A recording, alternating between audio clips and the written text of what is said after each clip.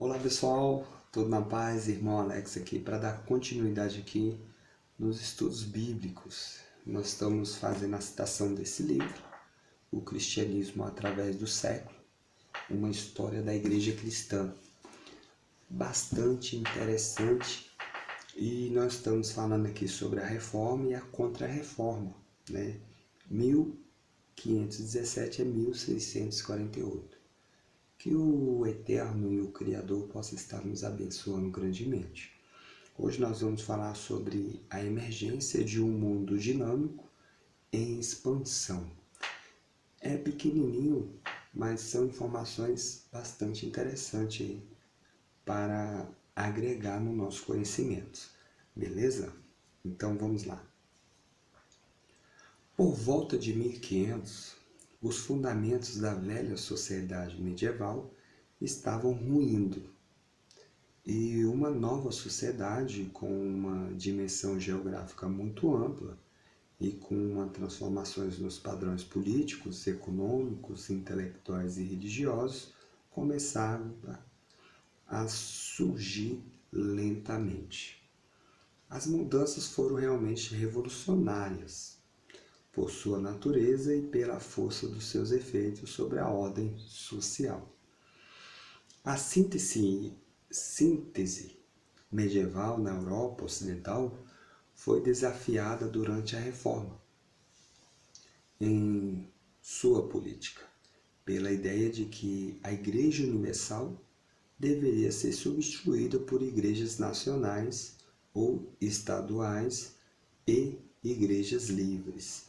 Essa palavra Igreja Universal, essa palavra universal quer dizer católica, né? Então, Igreja Católica Romana, no caso aqui. A sua filosofia escolástica, ainda a filosofia grega, deu lugar à teologia bíblica protestante. Os sacramentos e as obras deram terreno à justificação pela fé somente. A Bíblia, e não a Bíblia a tradição, como interpretada pela igreja.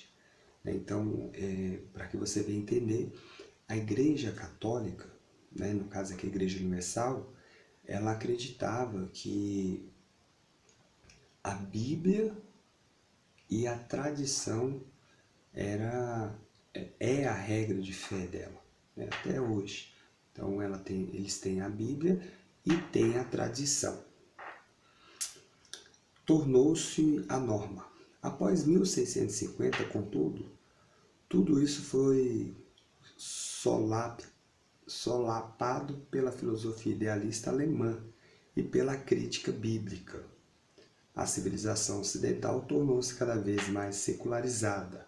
Como a Europa se expandiu globalmente, todo mundo foi afetado por essa situação. Interessante que aqui, pessoal, somente até aqui fala sobre a filosofia idealista alemã, né, e pela crítica bíblica. Então você percebe que quando iniciou essa crítica bíblica, de fato, balançou e balança até hoje a fé de muita gente. Então nós temos que tomar muito cuidado com isso. Tem vários autores aí famosos, né, que falam muitas coisas com relação à Bíblia, né, com relação às histórias bíblicas. E isso aí balança a fé de muita gente. Então nós temos que tomar cuidado. Eu olho, né, pego as informações e analiso. Né? Então eu penso que todos devem fazer isso. Não tem que acreditar 100% ali no que qualquer pessoa está falando com relação à história bíblica.